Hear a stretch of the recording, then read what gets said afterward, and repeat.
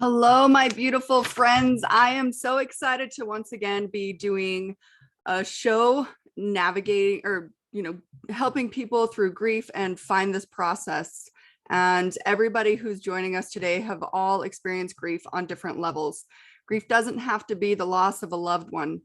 It also doesn't have to be the end of our world. And even though it feels that way, when we move through the grief, we have a choice. We let it destroy you or let it fuel you to give you purpose. In this show, I talk about navigating the depths of grief, as well as how to allow it to empower you and rise through the pain and shine, which is why I chose the title Rising Through Grief, because it's not something that we ever truly stop feeling. It's just how we choose to move through it. Give me 1 second. Again, this is my first show, so thank you very much for being patient with me while I get all the technical difficulties worked out. So this first show that I'm doing is called The Importance of Purpose. So I wanted to tell you who I am and why I am doing what I'm doing. So my name is Shalise Stevens, and 18 years ago, in 2004, I lost my 4-year-old son into a drowning at a water park. And this was just a beautiful day. It started out as a great day. I was a single mom at the time.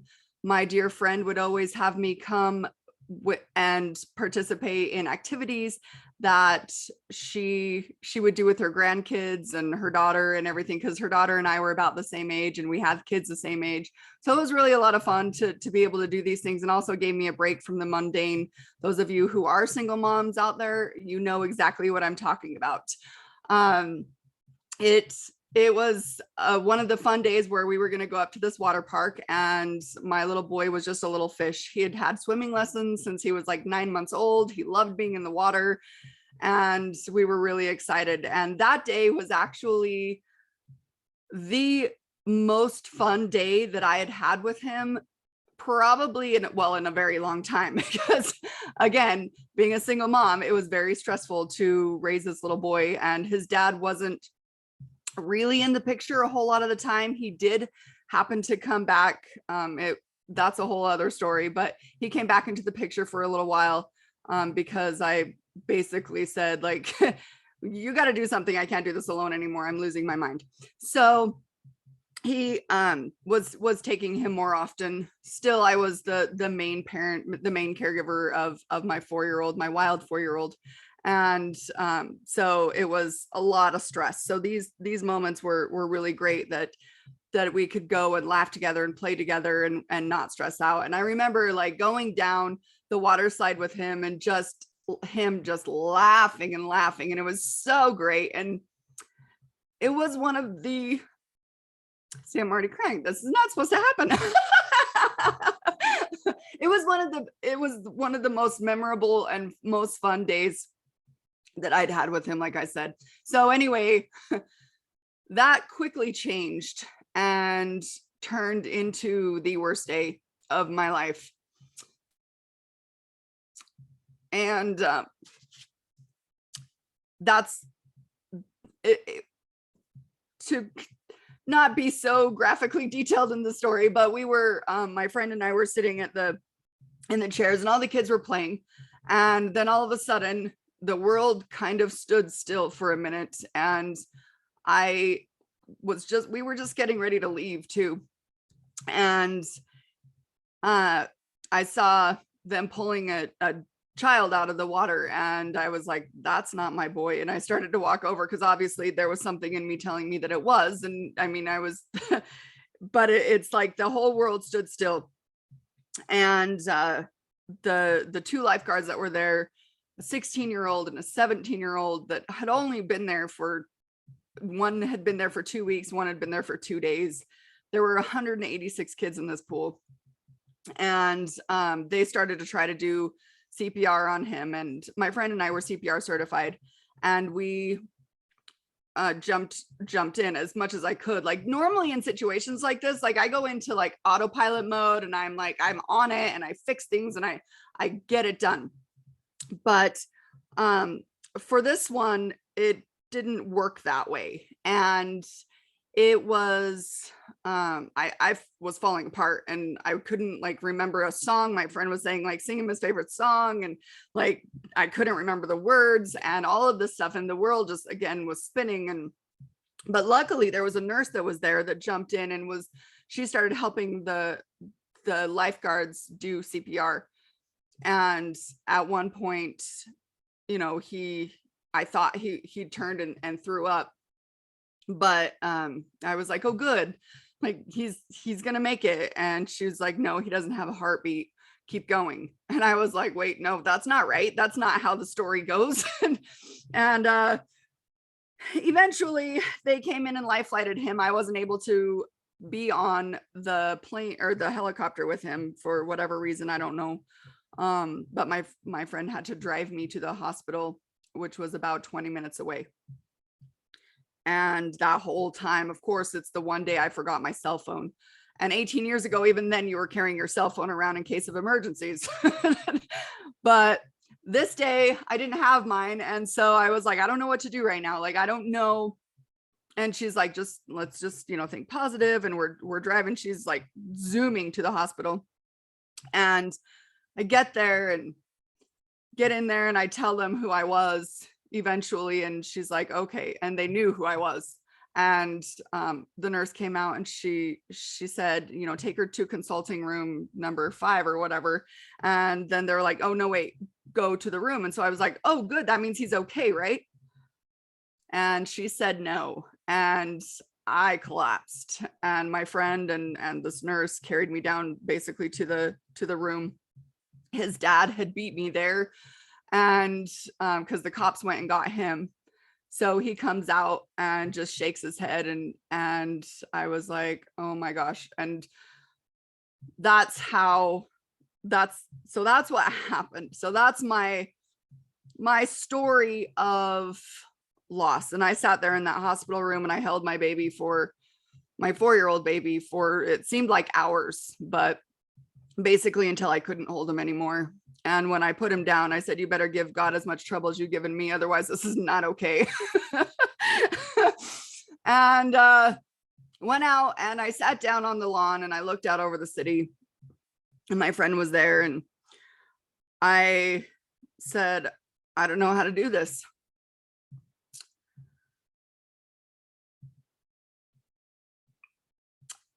And she said, one breath at a time.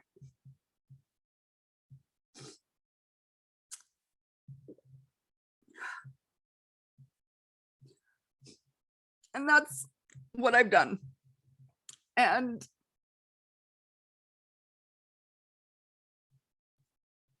I know that's what all of you have done too. And somehow doing that, I found a way to keep going. And I've always believed that there was a reason behind everything that happens, no matter how fair we think it is. It's life. It's life happening for us and not to us. And I know a lot of times it's hard to think of things that way, because it's not fair. But what we do with our tragedies that's what gives us purpose. It's so important, because we can sit in that phase of victimhood. We can sit in that world of whys and woe is me and all the things that we think, and it doesn't mean that it's not okay to be there. It's not okay to, I always say, sometimes I just pull my victim card and it's there, and that's what I do, and it's okay. It's completely okay to feel all the things that you're feeling when you're working through grief. And the different phases is it's okay to process through all of them when there's anniversaries or angelversaries, as I call them, or those milestone moments. All of these are important to feel the feelings, because we're not going to just sit there and pretend like it doesn't exist, and because it doesn't happen, or it didn't happen, or that we're not feeling these things. Because once we start feeling these things, that's when we understand how to process them. We're processing through them, and that's when we begin to become better ourselves. And this is the thing that I love. I love that I was listening to this book on tape once, and for the life of me right now, I can't think of the name of it. I should have had it. But there was this part of it that said, when parents lose a child, there's a hole in their heart that is never filled. It doesn't get filled. We don't fill that hole. And I'm going to elaborate on that more, and even just say that, whenever we lose somebody, that we don't fill that void in our heart. What we do is we expand as people. And that's what makes a difference, because as we're going through these things, as we're learning about ourselves and what we can do, we're helping somebody else too. When we're brave enough to tell our story, we are there for another person, and that person is going to see the impact on it, and they're going to be able to be there for somebody else. And it's so powerful when you really think about that.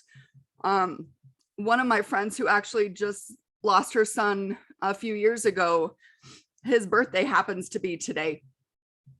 And his thing, he was a teenager, but he always said, pay it forward. And we hear that all the time, pay it forward, pay it forward. But that's my hope to do through what we're doing right here, what we're talking about, what I get to share with you. And, it seems like there's always obstacles in our way when we're trying to do it. Like even this morning, I woke up and I was like, well, maybe I should just push this till next week.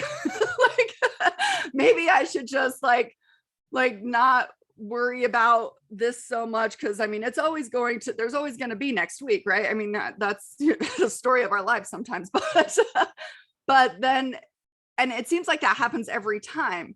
And I don't know if it's just my own feelings of like, who's going to really need to hear this today, who's going to be listening to me, and my own limiting beliefs on myself and my story and what I'm meant to do and my own purpose, because I think that's something that we need to fight through. And that's one of the things that I'm really excited to be able to do with this show, and even this program that I'm putting together that we'll talk about a little bit later.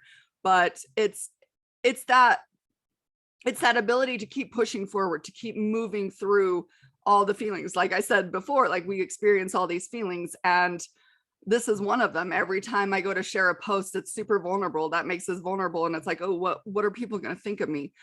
But you feel that fear and do it anyway. That's a definition of courage, right? That's you just do it because somebody needs to hear it. And I sharing my story and being vulnerable, like there's maybe once or twice I've had people like talk about not wanting to, or saying something negative. It's not ever been like even super bad, like just that little thing of like, this is why I was scared to do this. But again, that's only happened once, maybe twice, where it really affected, or that anybody's even said anything, because they know my intention. And that's actually the definition of purpose, is a person's intention to do something with, to get through things, to work through things, to move forward in life.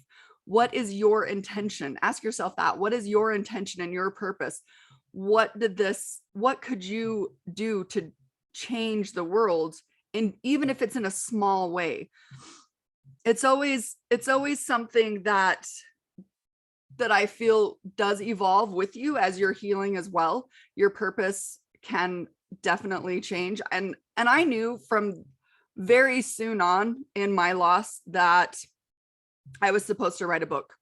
I knew that I was supposed to use my story to help people heal, to keep my little boy's legacy alive. That was always my intention, was to keep his legacy alive, to keep him alive for me and through me. And I feel that I've done that. And now I get to evolve that even more and say, now it's time to step into my light and step into my grieving process even further by helping others. And I've done show podcasts and things like that, and I've done interviews, and every time it helps somebody. So I know through my own experiences that what I'm talking about is absolute fact, and it fulfills us in a way that we wouldn't have before. Sometimes I think about, if this tragedy, I was 25 years old, by the way, when this happened to me. So I was just a baby. I look at 25-year-olds now and I'm like, oh my gosh, like the things that I was dealing with at that age, I didn't know how to deal with it. And I didn't deal with it in the healthiest way a lot of time. So, and now my son, he's going to be 23 this year, which is insane to think about. I'm like, oh my gosh, I don't feel old enough to have a 23-year-old. but I do. And I mean, obviously he's much bigger than he would have been as a human. And we've been able to do a lot more things together, but I feel like he's always been with me, that he's always been surrounding me. So it's just pushing through those obstacles and talking to yourself with kindness and grace, and saying, you know what, maybe I am going to mess up this, or maybe I'm not. Maybe there is going to be some spelling errors in my post that I do, or maybe, this show that I do is, I'm going to stumble over my words and lose place in my notes, which I've done like 175 times already. But I also love that I'm doing this right now, and to be able to make this impact in your lives, whoever's watching right now. And I know that I do have the support, and I see some of my dear friends here, and it just warms my heart, and it makes me so happy that I've been able to meet you through my journey. And you guys have made a difference in me, and my support system that's what keeps us going. And that's a whole other topic that we're going to be talking about, that I'm really excited to talk about, but it's another show, because I will talk the whole entire time about that.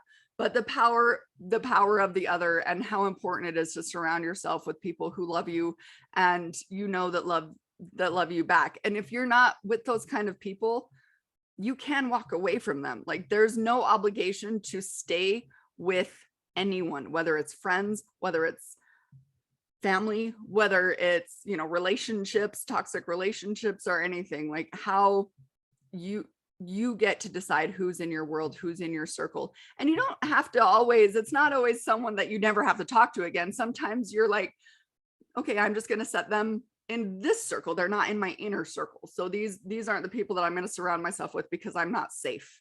You always want to feel safe, especially when you're moving forward in your purpose. That's something that's super important, is to make sure that you have your safety net. You feel safe and you feel loved. And I guarantee you that if you need someone to help you feel safe and loved, I am that person. I will help you. I will be a part of your circle, just like I'm sure if this happened, like that, you'll be a part of mine. It's just what we do. It takes all of us to move through this process, and to be able to sit there and listen to each other and hear each other, and to support and uplift and cheerlead each other, because we're all going through something. We all have different challenges. We all have different grieving situations that we've been put into, whether it's, I could talk about my loss, but there's lots of different losses as well. Losses that I've experienced, and losses that my friends have experienced that I've gone through with them. When you lose your job, that's a loss. That's scary. That's something that you don't know what you're going to do next a lot of times.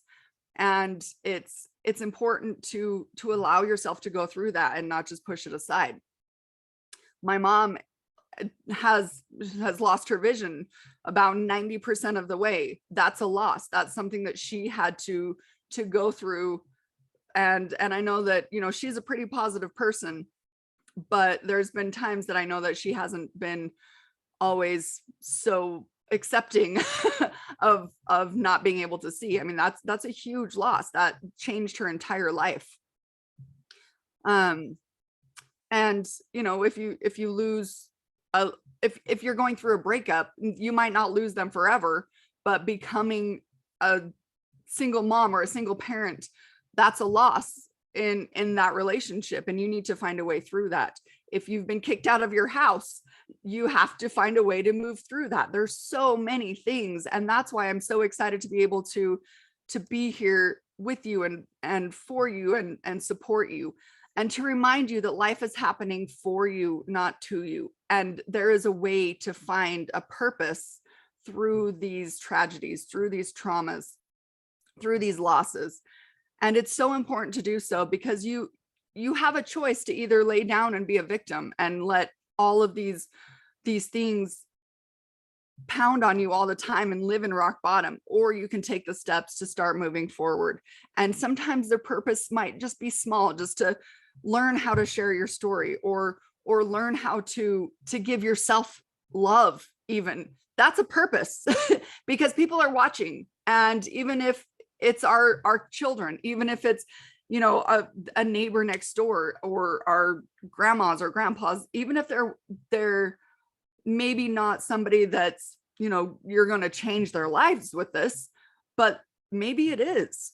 And you just don't ever know. So ask yourself those questions, you know, what can I do right now to change this feeling of, or move through. I hate saying change or like get over, because get over is not a word for me. It's not in my vocabulary, but move through this process that I'm feeling.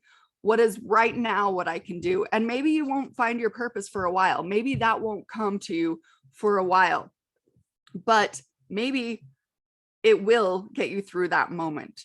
So make sure that you understand that it's so important to do that. And, you know, a lot of times too, you have to remember that saying, if you don't move it, you lose it.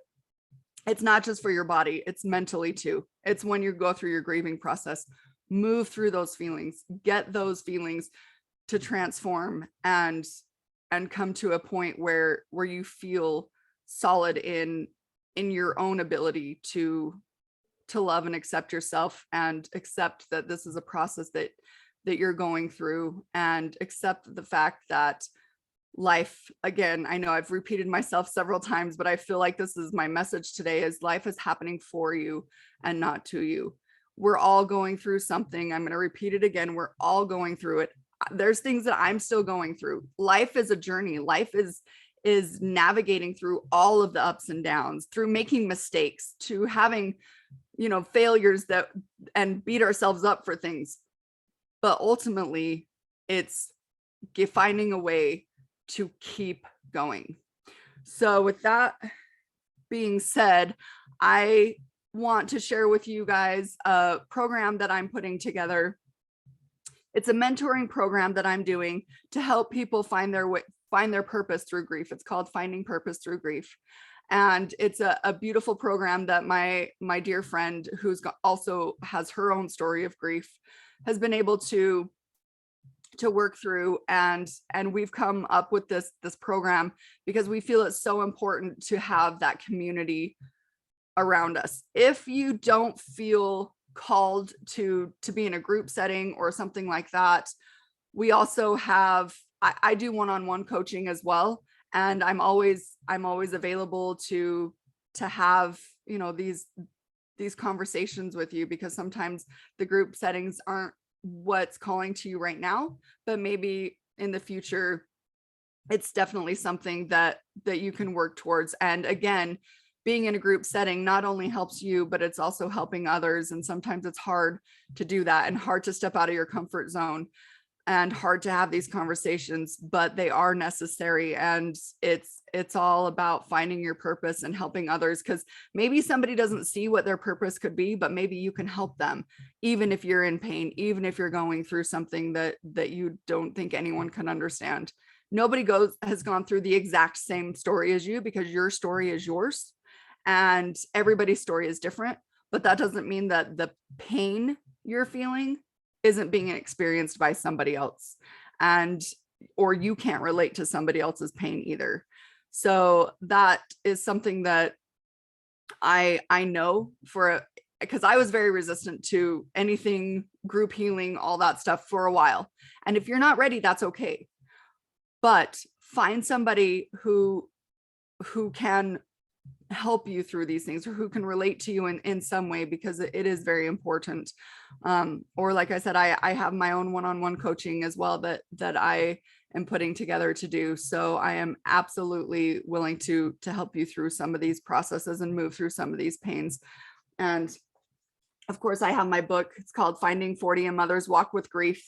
You can go to the winwinwomen.com and find all my products and my information, or I can't believe I haven't even had coffee. Oh, look, ShaliceTalks.com. That was fun transition, right? I've had coffee today, but usually I'm like sipping on it and talking, but but anyway, I just want to thank you guys so much for being a part of my very first show on this. I promise there will be more. There's more to learn. There's more to talk about. There's more to work through. I'm going to be having guests on my show, and lots of fun surprises and things that I truly believe will be helpful for you and your healing process. So thank you so much for being here and being supportive, and I love you. And for right now, we'll say goodbye.